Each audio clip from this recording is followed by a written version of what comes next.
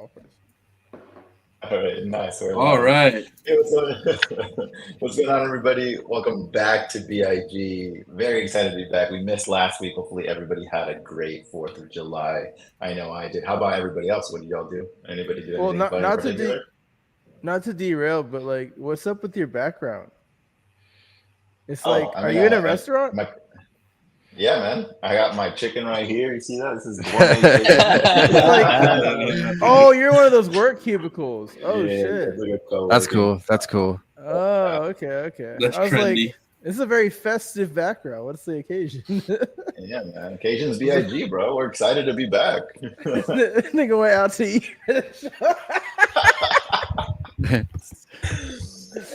There's been a lot happening in the space, as obviously everybody knows. Like, I think some of the things that we're going to talk about today are, for one, IMX hitting 2 million wallets. Curious if you all think if they actually have 2 million users. A little bit. I don't know that they have 2 users. Hey, 2 users. I think they got 2. I'm one of them. I'm one. See there, that's 2 right there. Okay, see, good. I'm glad you have them here. Yo, Jordan trying to start some shit, bro. No, I just genuinely at this point, someone says X number of wallets, and I just tune it out. He was like, we missed 4th of July episode, so I gotta cut. I gotta come back and come with some fire. You know what I mean? Controversy. If it's not wallets, what are you looking for? Is it like revenue? Is it daily active users? Like, as someone building a game, what are you going to be telling people?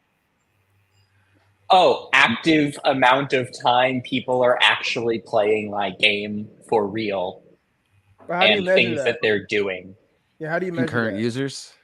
No. Like, so one way I think you can measure that is like by putting the on-chain data of like so and so has entered the dungeon, and then so and so has killed X amount of enemies in a dungeon, right? Like those kind of metrics are the way that I could say, even if somebody was botting at that point, they're still playing the game to a certain degree. Right, they're participating in the game. Yeah, right. Yeah, because I don't think there's like a foolproof way to like actually prove that someone's gaming. But whoever comes up with a concept or protocol or can verify that in their games through blockchain, I think is going to have an advantage in this space for sure. But I think, just to touch on that point as well, Hado, I think bots are just part of our ecosystem and we need to welcome them. All right. It's strategic if you're a yield farmer to have agents trying to make you rich. Maybe it's the new ecosystem we're living in. Did you just matrix me? Did you just agent Smith me in Web3 games? Uno card. It's inevitable. I didn't have that on my Uno card. Bro, I you literally watched that movie last night. You're wearing the glasses he wore in the movie, bro. What the hell? No, dude, I wish. Oh my god, these things I've got the side, like Morpheus had the clip-ons with no sides to it. Yeah. And then Agent Smith has the really narrow ones. To answer your question, by the way, I get to cheat and say a really cool stat for my game, which is the stat I'm going to be saying is the GDP of the nation of Eureka as that number grows. So this is like a big power trip to you. I'm building an entire fucking continent. Yeah, people are going to make an entire functioning nation on, and you're questioning if it's a power trip? Come on. I'm joking. No, Yo, does GDP stand for gamers driving pumps? Yes. Yes. Oh, I thought that was going to go. I thought you were going to take that very different place. I thought it was you, bro, with the P part and the D part as well. This is not TC. I would have said it there. I just gotta say, Jordan with glasses is different than Jordan without glasses. This is a different man right here. This dude is like, yeah, this is my power. I'm the ego. I'm having a power trip. You're like, why would I build a whole thing called Eureka and not have a power trip? My bad. It's just too sunny in my room right now. All right. He watched The Matrix yesterday. I did. I think that's what it is. Everyone in that movie wears sunglasses. I'm like, fuck it. Okay. Yep. I don't want to highlight the show, but real quick, Jordan, blue or red pill? Oh, show me the truth, man. I don't give a fuck. Okay. Green. Again, let's green pill. Topic. Should we stay on topic? That matters. Yes, we should absolutely stay on topic. Sir Sapien, what do you think about the 2 million wallets? Like, are they bots? Like, does it even matter for the ecosystem? I'm not so concerned with it. I mean, I think it works. I've used Passport on a few games. WAGMI games to be one of them. And I think a cool story about it is like when I first started playing that game for the first few weeks, like I had no idea that I was actually interacting with blockchain. I mean, like you sign up with your email. I was playing the game. Like I had no idea that like these assets I were using were NFTs. They were being minted and burned like all in game, all seamlessly. And I think that's how it should be. Like finding out like a couple weeks later, like, oh, that's what is fueling all this, you know, and then like realizing, oh, I can go to the secondary market and like all my shit's there. Cool. So that experience for me, I think this is the way. And they seem to be doing a great job. I know they may not be the only ones, but I think they're doing it right. I think there's a bit of FOMO there too, because once you figure out what you've been missing, you're like, oh shit, Totally. People are making money off these cards. Yeah. I'm talking about my experience, but people are making money off these cards. What am I doing? Right. So there could be some FOMO. Yeah. Robin brings up a great point, though, is that can you only use the IMX Passport on Token Trove? Do you all know? You can use it on different sites, but Token Trove is like the most liquid marketplace, I would say. Mhm. All the other marketplaces are just kind of like they never really the problem with it is they never really expanded like the features or updated anything. They just released something and then people were like, this sucks, so let's make something better. So I guess Token Trove was that answer, but yeah, that's like the most liquid market that I've seen personally on IMX. Yeah. No, my serious answer about IMX is the like Sersky was saying, like Passport's a good product. You know, like they made something good, and so it's working, and people are using it. Like, just you know, that's great. Konso, I'm curious to hear your thoughts as well here. Like, as someone who looks a lot at the stats of the users actually in the market, like, is this meaningful for you? Yeah, I think this communicates a couple of things to me. And just to give a little bit of backdrop, I think Immutable was birthed from the fact that they had a Ethereum-based game that couldn't be sustained on Ethereum, and that's how they explored this opportunity. And definitely the Passport is a factor of growth. The transaction volume for Gods Unchained has also really brought them to light. And I believe, if I'm not wrong, Guild of Guardians released with over 500K downloads. This makes me bullish because I'm trying to invest in infrastructure plays. And it also makes me think if Illuvium is coming on July 25th on this blockchain, and this is the number they just posted up, is that good news? It also makes me think, okay, I think Ronin had this massive 1 point something daily active user headline, and now it seems like they've somewhat been, you know, how do I describe this? Yeah, that this has happened to them. So it makes me very they've been covered, right? Yeah, that has happened to them. So it's interesting news, but of course, just as everybody here, the concern on whether those are real wallets, real users, is really up to the air. I have no idea. But I think, like, I don't know if you already mentioned this part, but are they active wallets or just activated wallets? Because there's wallets that just sit dormant and do nothing. I don't know. I don't get the wallet count because I think everyone in the space pretty much understands that most people have multiple wallets. Like it's pretty common. That's true. So too. why would we even use this as a metric? I don't know. That's why I'm saying, like, you know, have some stuff. You know why. Yeah, to get that paper. They get that paper. All right. Shit looks good. There's two ways we can look at it, man. We can look at it from the gaming perspective, like Ramon's saying in the chat. But this is business in gaming, right? Emphasis on the business. This narrative is fantastic for retail investors. They're going to attract a ton of liquidity. Yeah. You know, retail. I don't know how often you guys talk to retail investors, but they don't look at things that deep, right? They're just gonna be like, "Oh my god, they have 2 million users. Great investment." For sure. Yeah. I agree with Money Plane. I don't think that they know. If only there was a tool that we could use that like monitors data and sees like outflow. Does anyone here have some sort of a tool that monitors if only there was a tool that monitored like wallet spending and like average with like a double letter in its name would be cool, right? Like, I think it starts with R or something. Rhymes with Kev. Rhymes with Lev. It's like he finally got it. Oh my god, bro! Bro! Think about it. You know, we're trying to lay you up the softest. This show like, this show is sponsored by Rev. Oh, that's what it is, Rev. Of course. Yeah, but let me also add this to the discussion.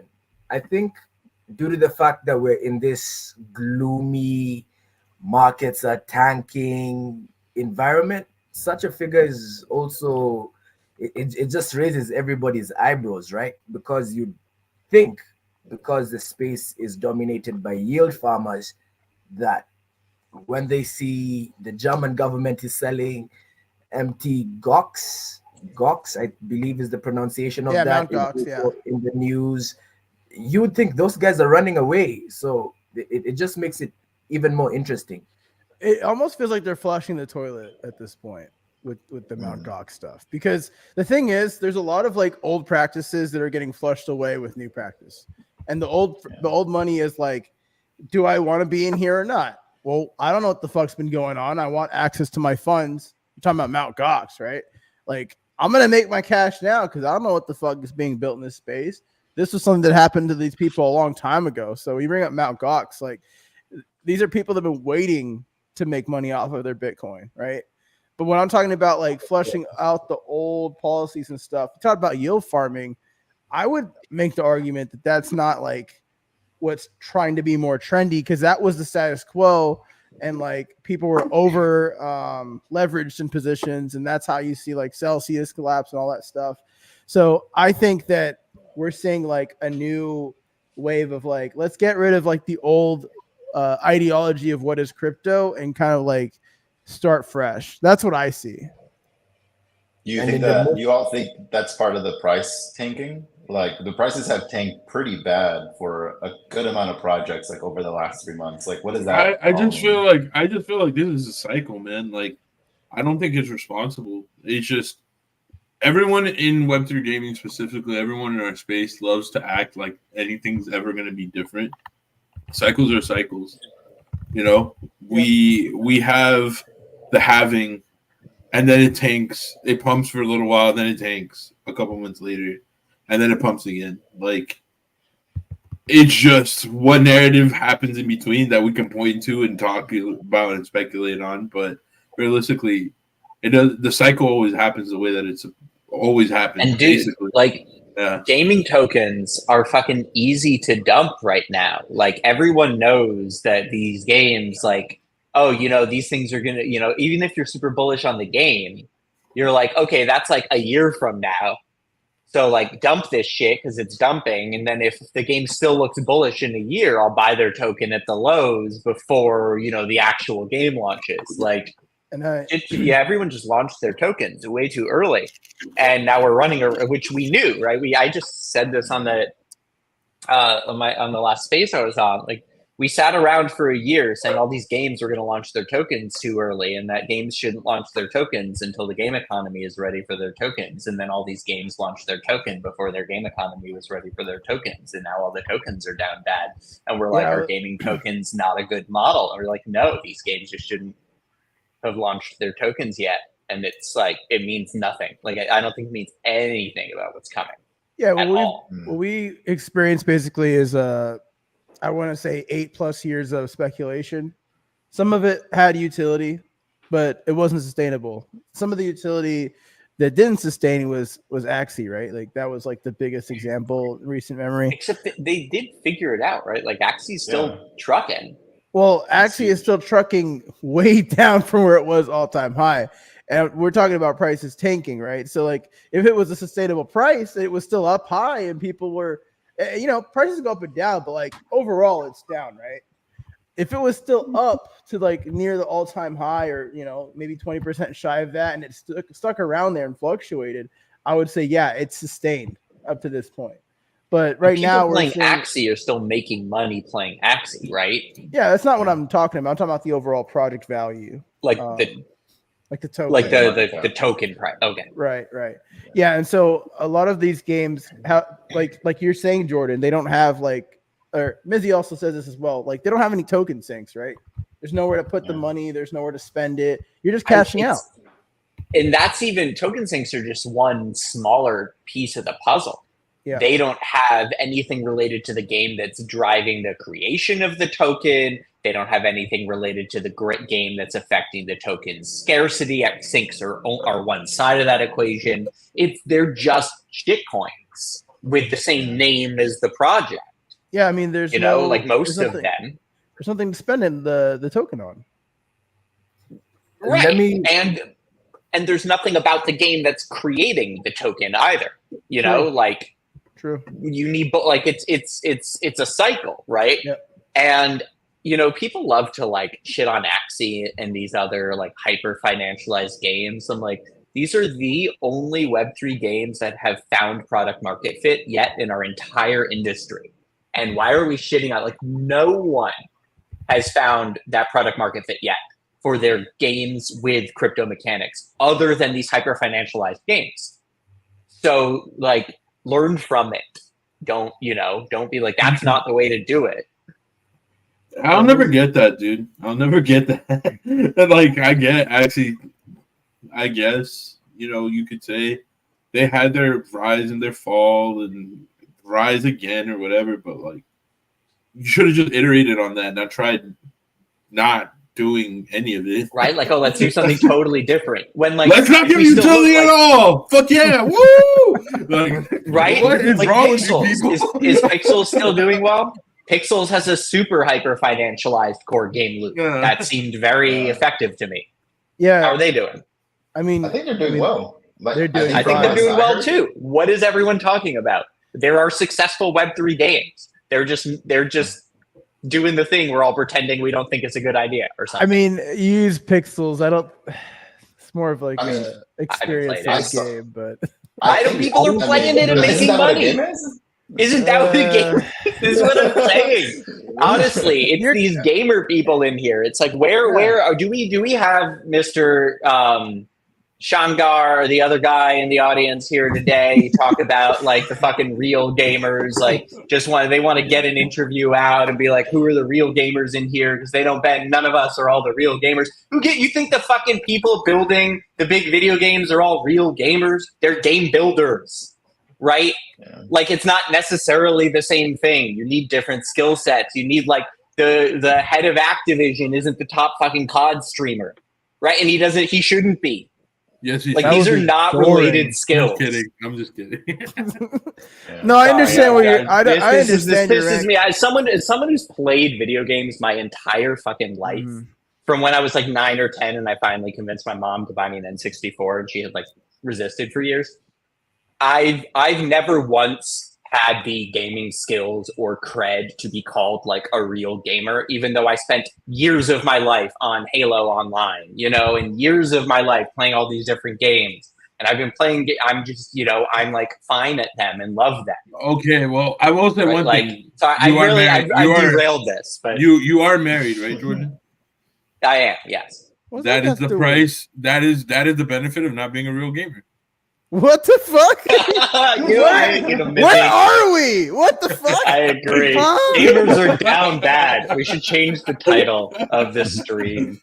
Versions. What the fuck? Look, listen. So quickly, go ahead. Right now, I know that Pirate Nations is making about $1.5 million a month, which is $18 million a year. Same thing kind of goes with Pixels. So to Jordan's point, they're doing great.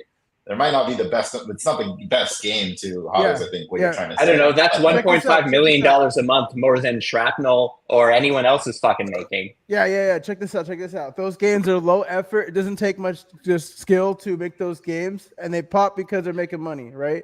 I'm not disagreeing with that or disputing that at all, Mr. Sunglasses, okay? I'm not disputing that at all, okay? What I'm saying is the core game loop and mechanics that have been played traditionally for 20, 30 years, like you're saying, because we're old now, right?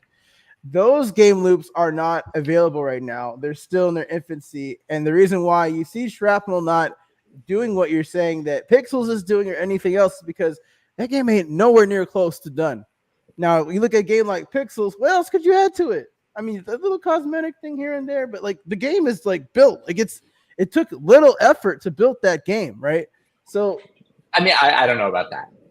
For all we know, it took a lot of effort. I'm talking about like aesthetically looking and like mechanically speaking. It don't take much time to build a game like that. I mean, you right? out of all of us, you are the expert in what is it, the farming category and whatnot.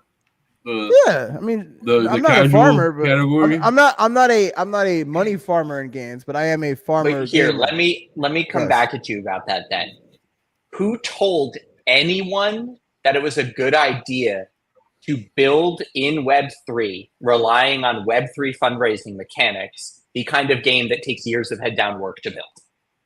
No one said that was a good idea. People just started doing it. And then we all retroactively try to solve and justify it. But it doesn't necessarily, that's what game studios do. Game studios have huge amounts of money and all these investment mechanics and all these different ways that they are set up to commit to multi-year funding of game building. And they have this, flywheel going on as they're constantly releasing games. Rockstar can spend 10 years building GTA 6, right? Because Rockstar has been earning money off making games for decades. If Rockstar was founded today and said, we're going to build GTA 6, buy our NFTs, that would be insanity, right? That would be the worst fucking idea. Yeah, and that's like, I know they don't need. I'm saying sounds solid to me, man. Sounds solid to me. No, but they don't need because they already have a Citizen kind of did that, right? Star Citizen. I read the white paper. I'm bullish. I mean, we should be bullish on GTA 6 because that shit's gonna have crypto in it and it's incredible. Is that confirmed? It's I don't know. It seems decently decent. I saw like a re-rumoring of it. Oh, well, VCs just want a quick little return on their buy the rumors, sell the news. Money plane. That's the rule. Anyway, Star Citizen did that, right? Star Citizen was like, hey guys, we're new. We want to bring in money because we're going to build the ultimate video game that's ever existed.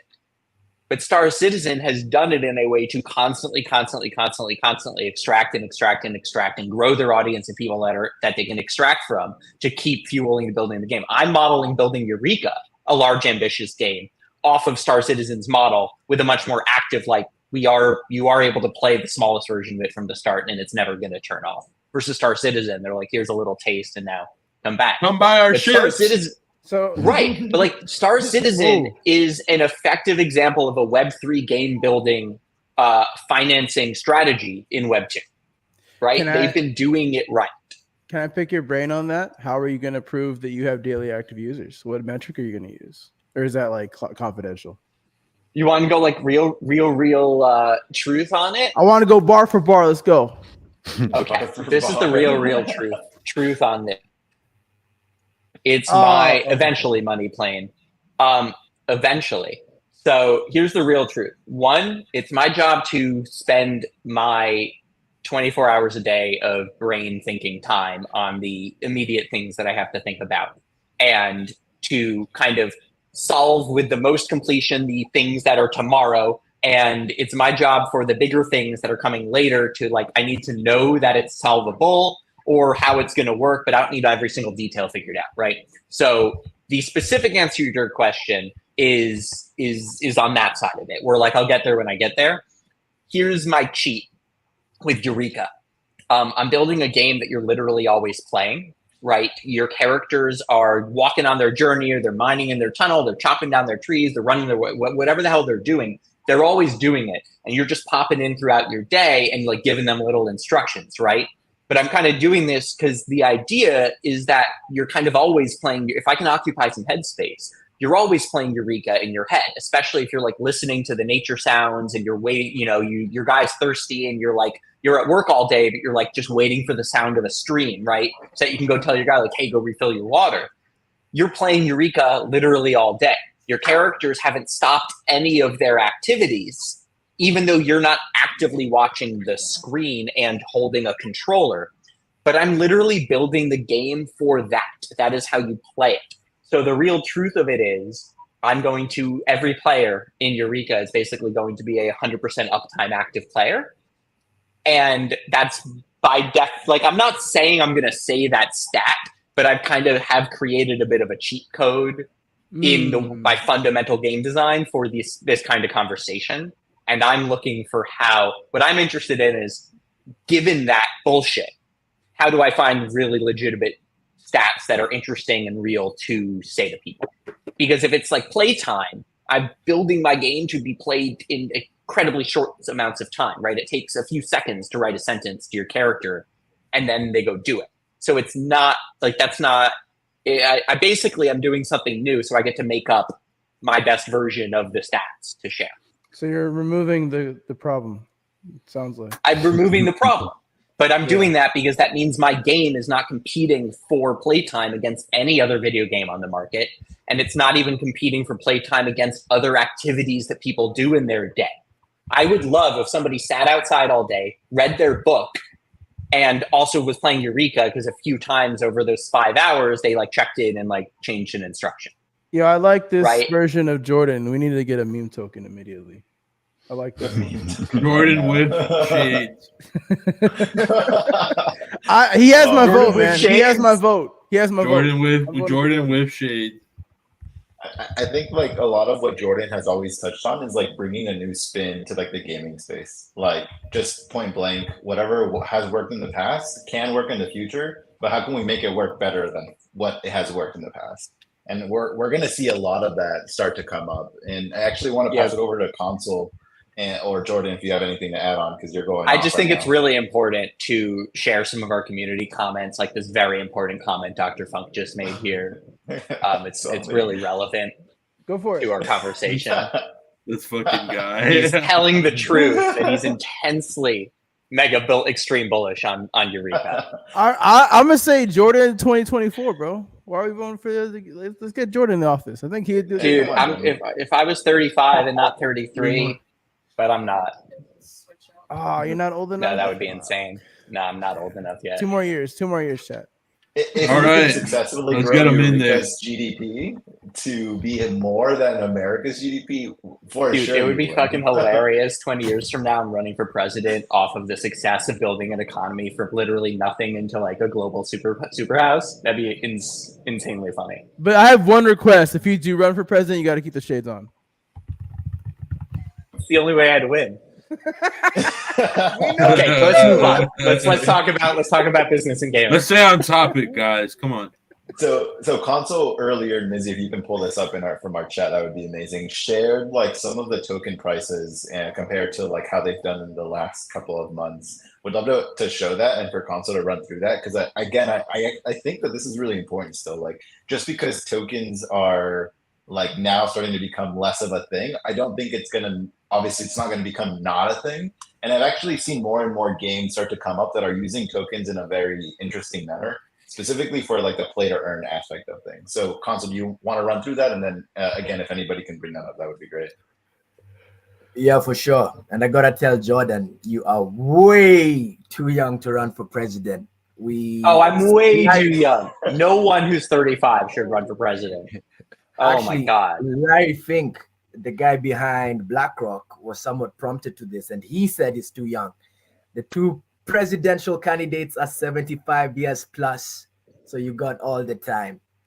Now, please God, make an age and weight limit. The problem is the real age range should be 50 to 60 years old, right? I would say 45 to 60.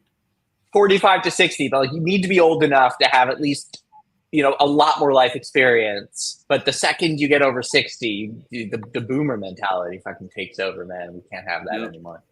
All right, go ahead. Okay, what are we looking at here? Shut up. Real quick, this is the one, right?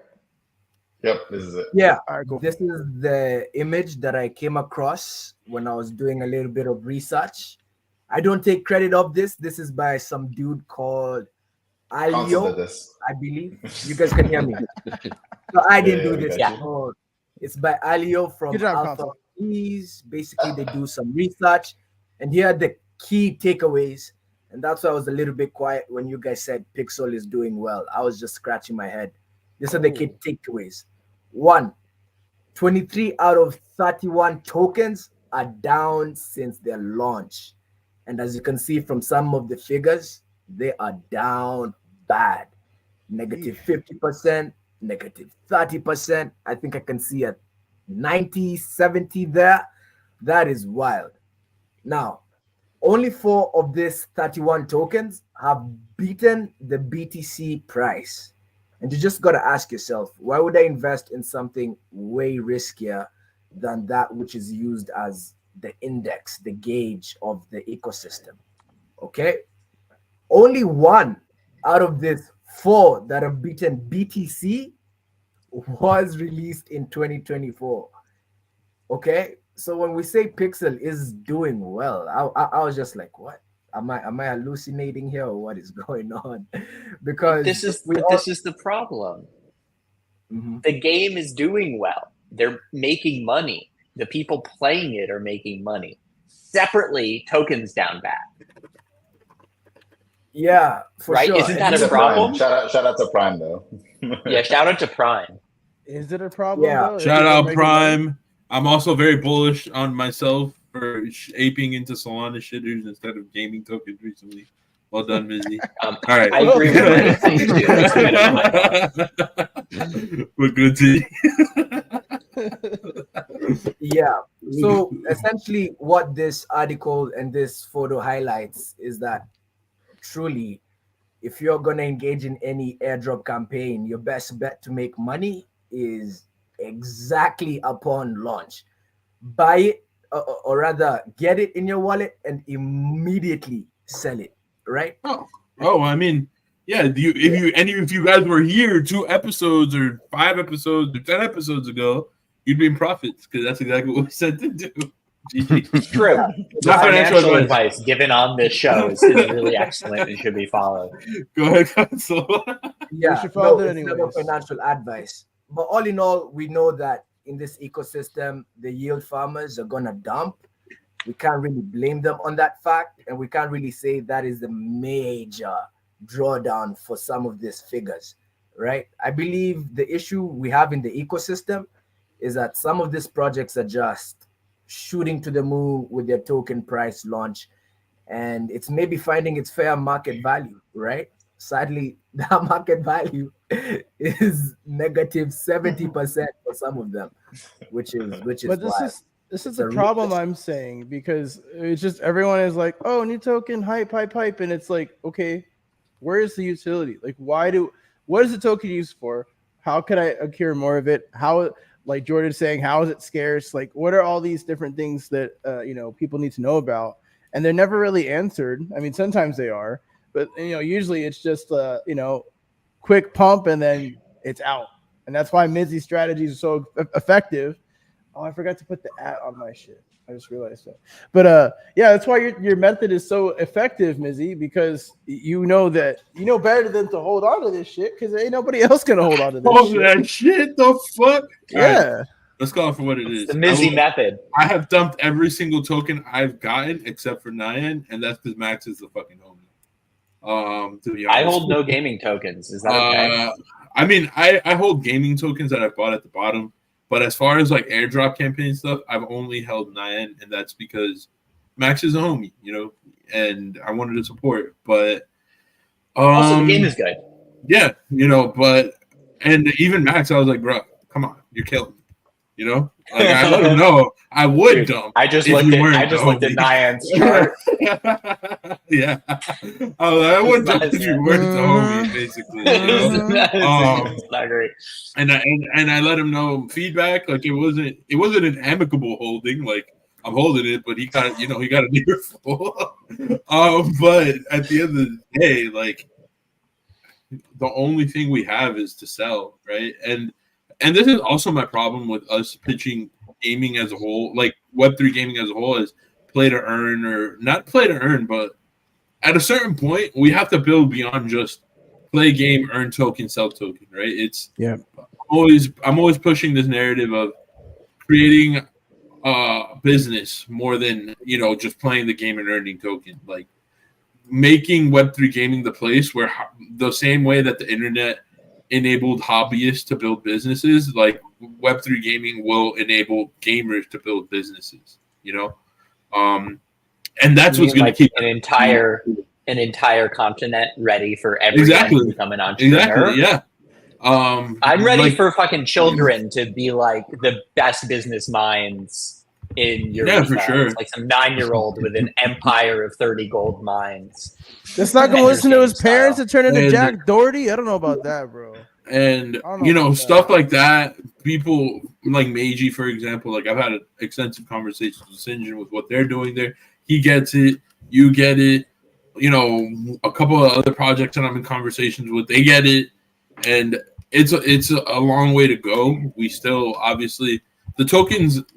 Obviously, we can't be having this. We cannot be having this down only action. Child labor laws. They already do this on for themselves. Chat. They already do this on TikTok. It's called TikTok and YouTube. Okay, for fucking years. Justin, just go spend 10 minutes in the Filipino Web3 gaming community. That's already happening, right? But it's been happening on TikTok and YouTube. These parents are putting their kids in there.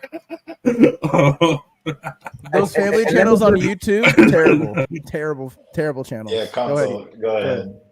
Yeah, I just want to touch on what Mizzy mentioned, which I think is extremely important to highlight. The only reason he's holding on to Nyan is because he essentially, to his own capacity, vibes with that project. Be it he likes the game, be it he likes the founder, so on and so forth. And we're seeing the majority of these dumps are upon token generation. Yes, it's blissful to engage in an airdrop campaign. It's a very cheap strategy for marketing, but is it really attaining you the right user? I think this is another question we really need to start asking ourselves. Yes, you'll have social quests, you'll get people retweeting, but to what? An audience of 3 people or individuals who've just started their X account for farming, and that is just something to put to question. I really enjoyed the 9 airdrop campaign. I was in it. I was grinding. I absolutely sold my tokens as soon as I received them. But the thing is, straight Skippy. But I'm absolutely gonna come back and play it as soon as it's ready. Like I love that game. Like I'm not going anywhere. Like it sucked me in. Like, but it's also a great game. It's all my friends play it. I'm gonna be there. So fuck yeah, man. Oh, and I hope Nyan made money to keep building their game. I hope Nyan sold their own top, Yeah, I do have a question. Is it illegal or a bad economic strategy to have a portion of your token to kind of counter the massive selling on the same day to delete token? Well, I mean literally delete supply. Just give it all to me, man. It'll be taken. Those are burn mechanisms. It's fine. Yeah. It's fine. Yeah. Is there one other thing wrong with Apple does this. Yeah. Pirate Nation, they did it. They had a loot box that you could only get with the token, and it was launched as soon as the token became available. I mean, that's. I'm talking about straight up just burning that shit. So let's say a lot of people sold, right? Now we're gonna burn even more, so the token doesn't tank, right? Is that illegal or not a good idea? I'm just curious. Projects burn and one thing all the time. I'm also. My apologies if I'm lagging. My apologies. Oh, you're good, man. Go ahead. No, yeah. But what I wanted to highlight is one thing I'm also noticing from some of these projects, because they're trying to save themselves from death. Because literally, it is a uphill battle trying to get life in your token after it has plummeted like that at the beginning of it. That is so discouraging for not only the founding team but also the community. And one thing I'm noticing is that before claiming the airdrop, they're asking for KYC, which is also something that we could ask ourselves, is it illegal? Or they require your wallet to have a certain amount of ETH, BNB, so on and so forth, before you can claim it. So these are also strategies that I'm seeing sprout in the space from projects trying to save themselves. Because after you go down under, I don't really know who has recovered.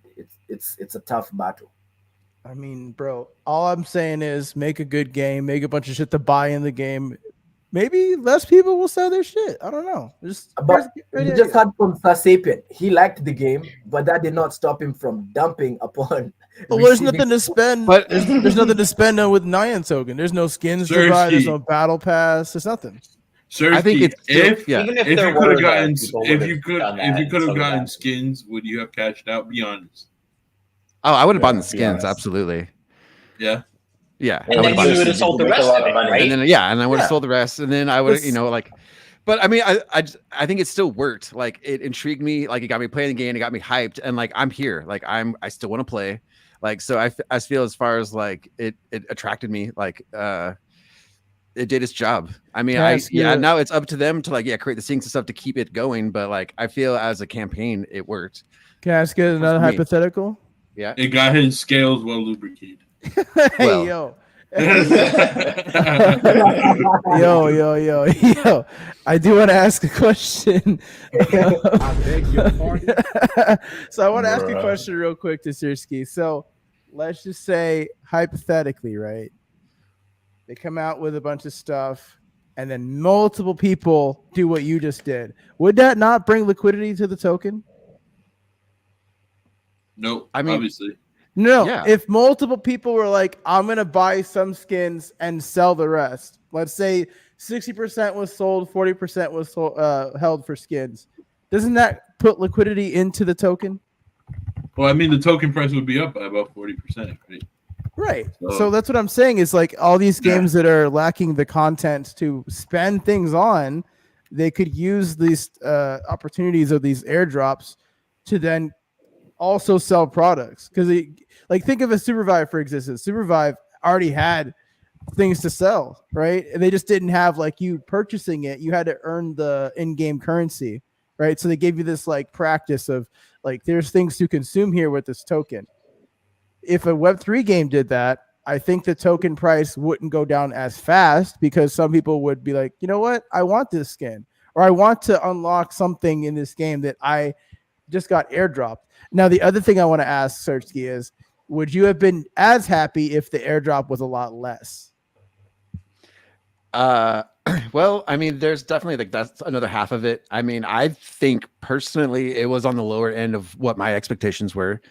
Okay. But to be fair, I mean, it was, I got some free tokens, I sold them. But bro, at one point I was making 50K in my mind.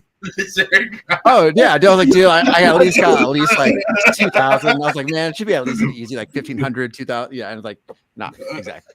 So I was like, yo, oh my god, I'm gonna get like 10, 15K at launch.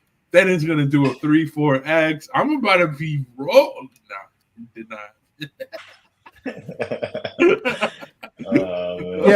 That's the question, because a lot of people are saying like either boo airdrop or yay airdrop, and it's always based on like how much they got from the airdrop.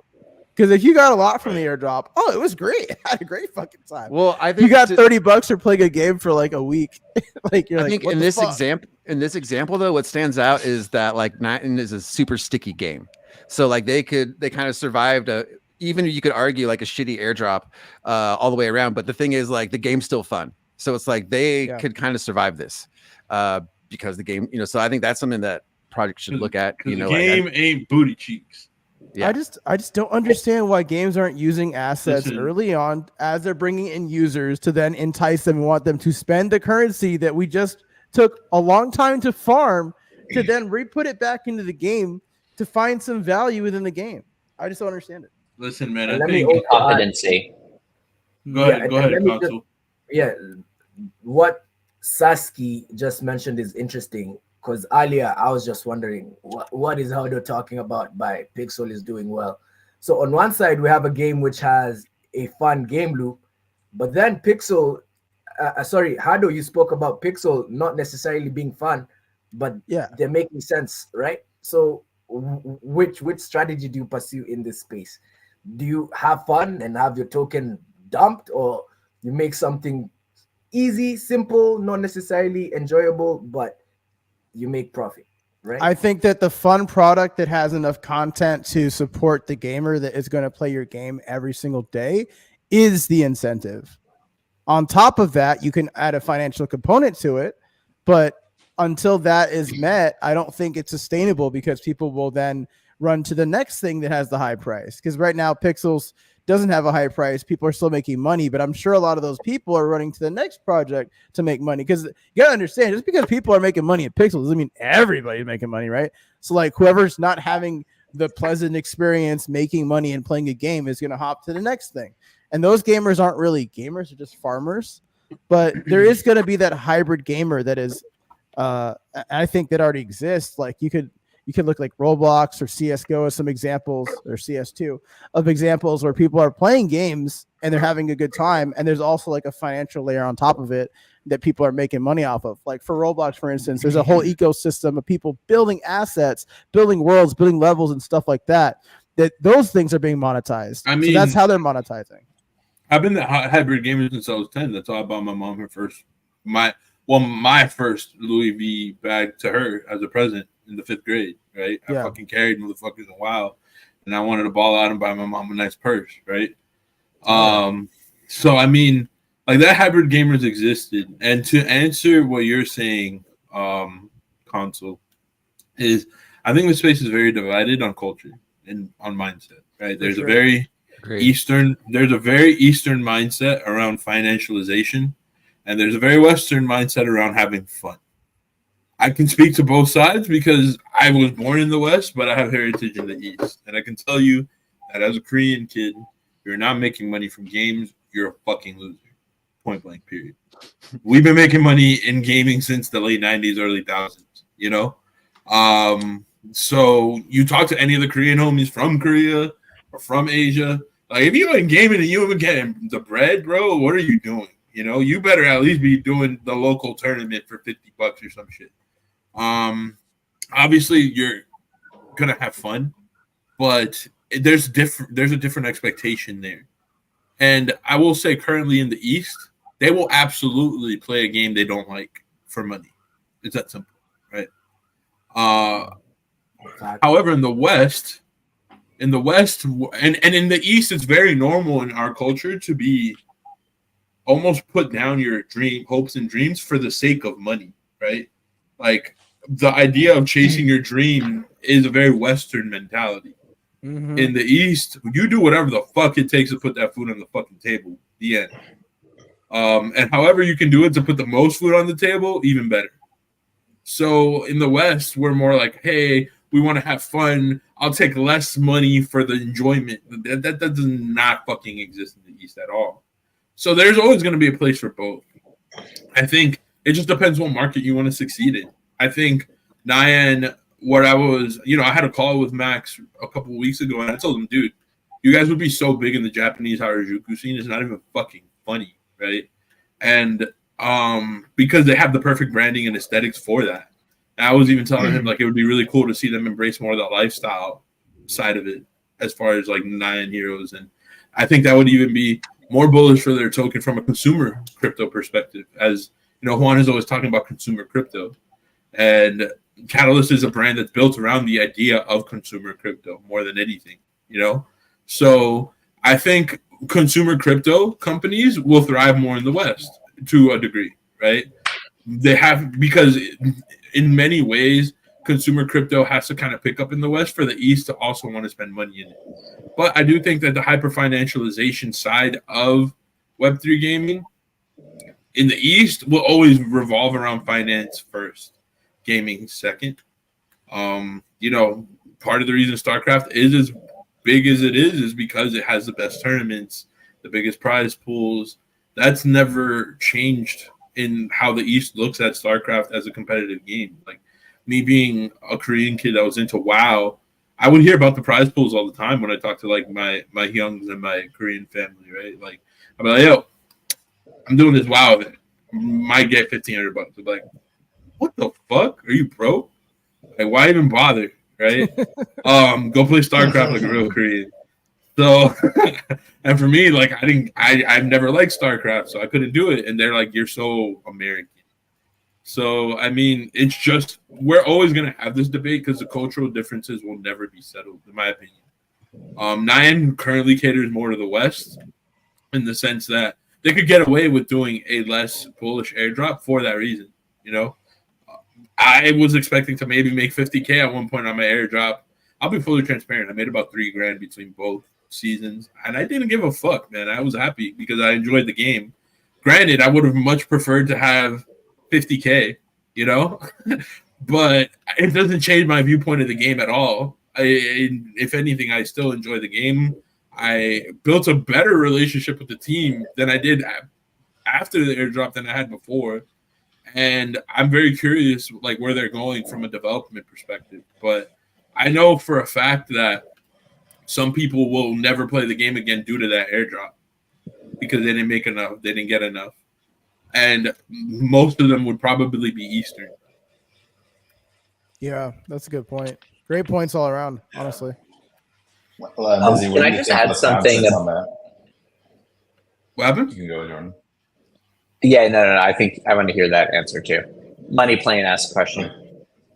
Yeah. Like, where do you think Latam fits in like the Western Eastern kind of clash? I think currently Latam, based on my conversations, is kind of in the middle, right? We're in Latam, they're not really used to making money from games, so it's different for them. Yeah. It's very like a newfound concept where they're like, holy shit, we're like making money from this. I would say Latam also is way more risky with money and betting specifically. So I do see them having kind of that risk on factor when it comes to Web3 economies, right?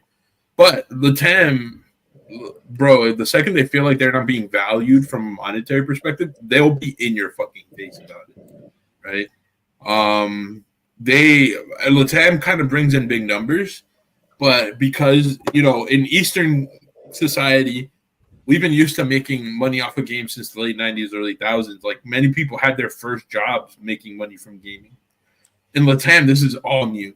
So I think there's going to be a lot of highs and lows. I think they're right in the middle, but they're still leaning more towards the East, where a lot of these people are now viewing, you know, gaming as an opportunity for them to build a new career, do something different, pay bills, pay rent, all those things, right? Most of my crypto experience with the TAM is actually in meme coin circles.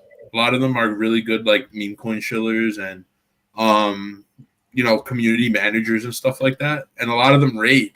And honestly, I remember this one project that I was an investor in and kind of just like the community jackass in.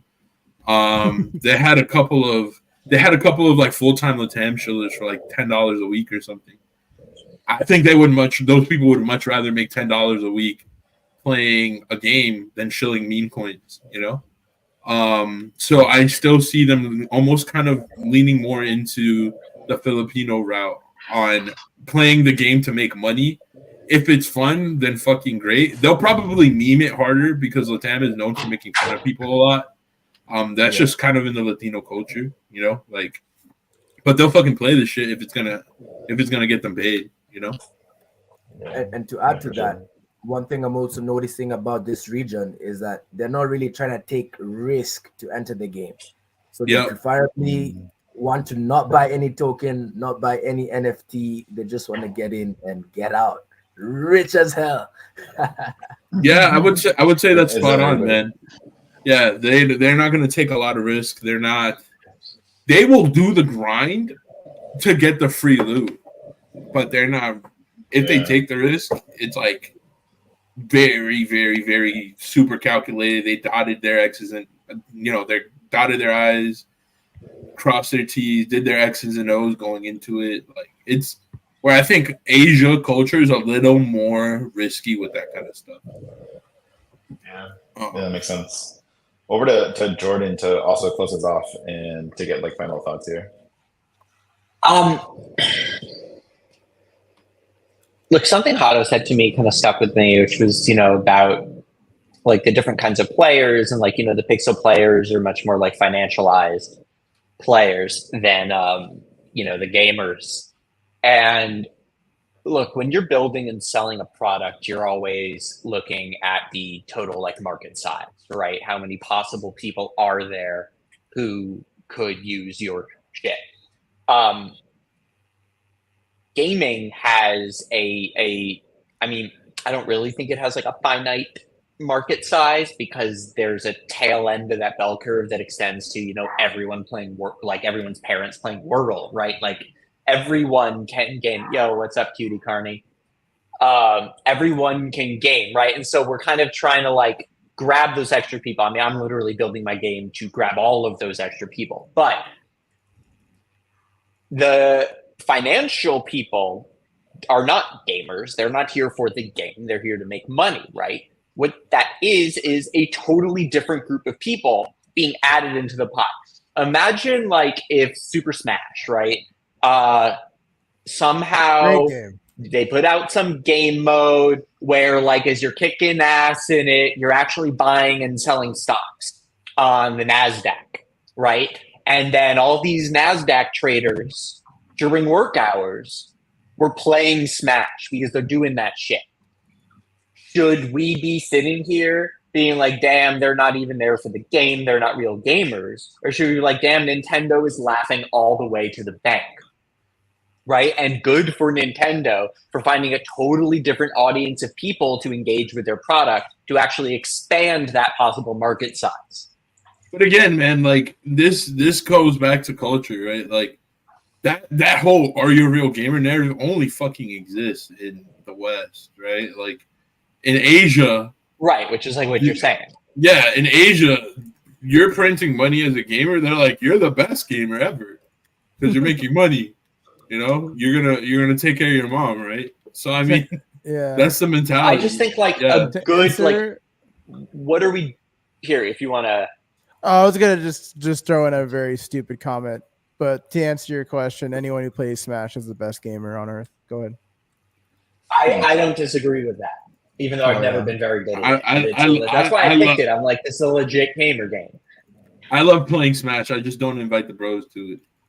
Okay, dude. Okay, dude. Wait. I knew it was gonna be something not good for Smash Bros. I just knew it was gonna be something bad. Let's move on. Go ahead. Actually, you made me. I forget. I got lost. See, that's how bad that comment was. And now Jordan is thinking about inappropriate things instead of things like Smash.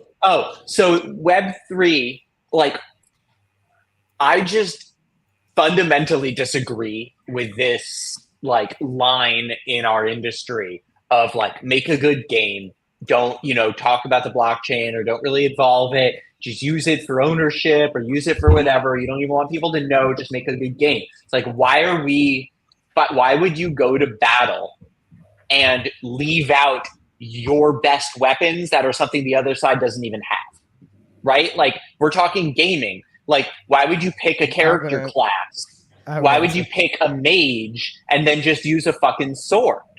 Right? Yeah, because they're shitty swordsmen. Because they're shitty swordsmen. That's why they're not archers. They're not rangers. They're not knights. They're not swordsmen. They're a bunch of cosplayers. They're cosplaying as swordsmen. They're not mages either. They're not mages either. They're cosplaying as mages. That's why. That's why you don't go to war. Yeah, but he's saying the real mages though. He's saying the real mages. Yeah, they ain't no real mages. I'm saying they're mages. Yeah. Yeah. We're looking for the real. I like what Hato's saying with the ridiculous extended metaphor that we're digging ourselves into here. We're working on building the magic, but like what I'm saying is like, we are in a battle. There is a war between us and the established gaming business, and the reason why I view it like that is because it is a zero. Like, if we don't win, they will win, right? Activision and Rockstar and Ubisoft, all these fucking people would love nothing more than during the next bear market to just buy up all of our talent, all of our experience, buy pieces of our IP and buy the few successful games and just bring them in-house and just put it into their shit, right? And the only way that doesn't happen, because they know how to make money. right? They know where the money is. Like this is money in video games is a good idea, right? So the only way that doesn't happen, it forces it into conflict, right? The only way that doesn't happen is if we can build a resiliency and an ability to stand on our own 2 feet, independent of them, right? We have to be able to stand when they hit us, or we're going to go down and they're going to win. And we have an entire side to our kit that we can fight with that they can't. We build it in quickly. They are these massive corporations dealing with regulations. Their player base thinks that it's all scams, right? They have no ability to pivot into it.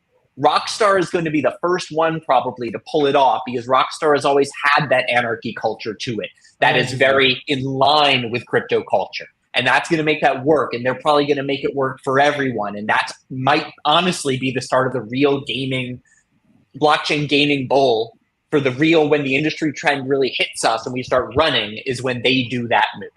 Because that's going to signal to everyone, wait, pay attention.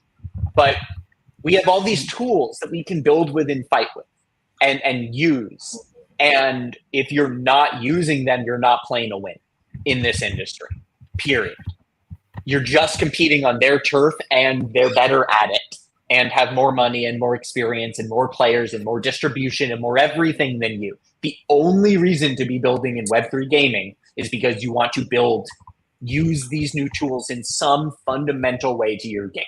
And if you disagree with me, then maybe you should just go build a Web2 game and list it on Steam. If you disagree with Jordan, you're wrong. The end. I'm not saying that. I actually disagree with you. If you disagree with me, maybe just build a video game. I disagree as well, but I don't want to start a second hour. I know JRP has a hard cutoff, so I disagree. I'm not saying this like I'm right. I'm saying this is what I believe, and this is what I'm doing.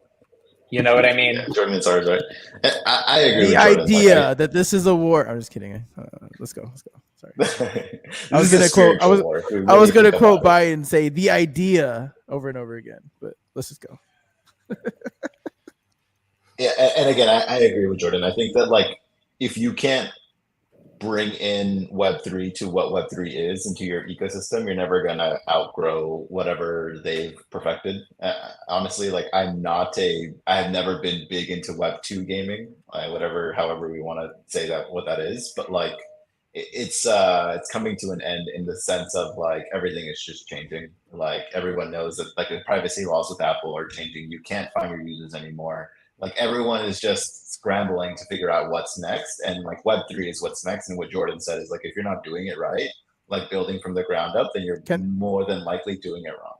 Right? Can I offer a small caveat? Maybe it's also that indie is the new Web3, because I see a lot of indie folks transitioning from the traditional Web2 market, because the job market's pretty bad out there, and I see a lot of these folks starting to move more into Web3 because the opportunity is there with like half of the risk, because like you're basically asking users to take on that risk when they bring on NFT mints and stuff, right? You know what it is too is by me saying it's a war isn't me saying that we're some separate group of people, because I think that we're just the next evolution, and it's a very organic thing that exists because they're in crisis. Right? Bitcoin and crypto coming about because traditional fiat money is in crisis, right? And traditional gaming is in crisis, and we are a solution. I think it's much closer to like British people going to this new continent and setting up there because the opportunity is fucked and they want independence and they have new ideas, and then eventually inextricably it ending up into a war between, even though one came from the other. And it's originally the same fucking group of people. It's just the ones with new ideas. Went to a new place. Are you saying the American Revolutionary War is the same war we're fighting? I'm lost. Yes, I am saying that people building in Web3 gaming are the people who left England and went to America. Okay, yeah. Who's the King George of this analogy? Honestly, probably the CEO of Activision, Bobby Kotick, right? Damn, okay. Does not like Activision. Let's go to Busy. Yeah, Jordan and I have actually had extensive conversations of like the parallels between blockchain, specifically like Web3 gaming, and how America was built you know. And there's a lot of interesting kind of parallels, right? Even how globally accessible the industry is from a culture perspective.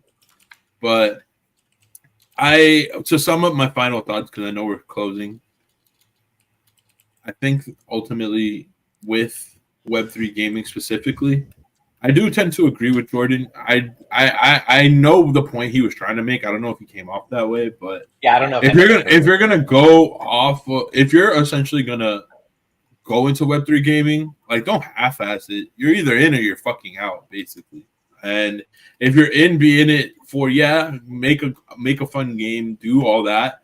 But making a fun game isn't enough, or it's almost like if you have to pick one or the other in Web3 gaming right now, you will have more success building a less fun game and a more Web3 game. And you can't disagree with it on a data perspective because Pixels and Axie and all these other games have proven that, right?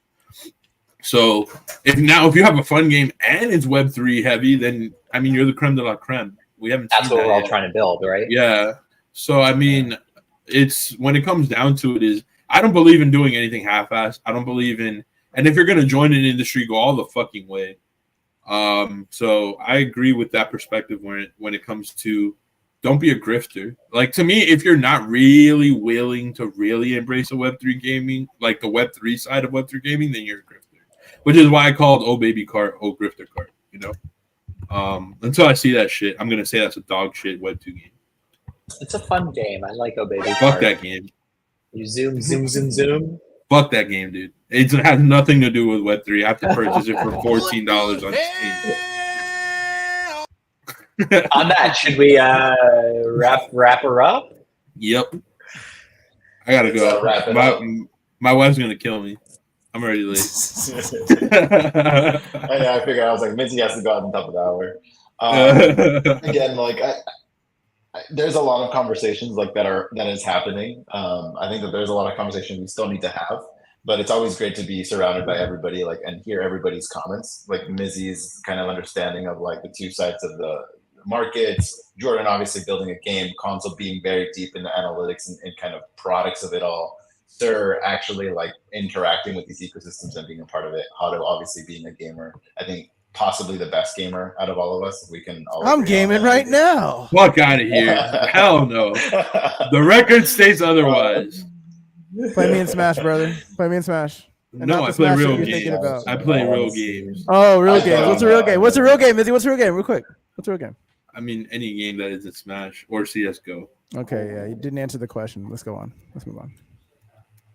So, all right. Well, again, like for everybody watching, thanks for joining us. Like, Thanks for join us coming, next week. everybody. Again, it's always great to have these conversations. Again, we're going to keep on pushing the space forward. Like we're all about uplifting the tide so that the boats continue to rise. Again, Jordan, Sir Sapien, Mizzy, Hato, Console. Shout out to everybody. We'll see everybody next week. Later, y'all. Shout out to you as well, sir.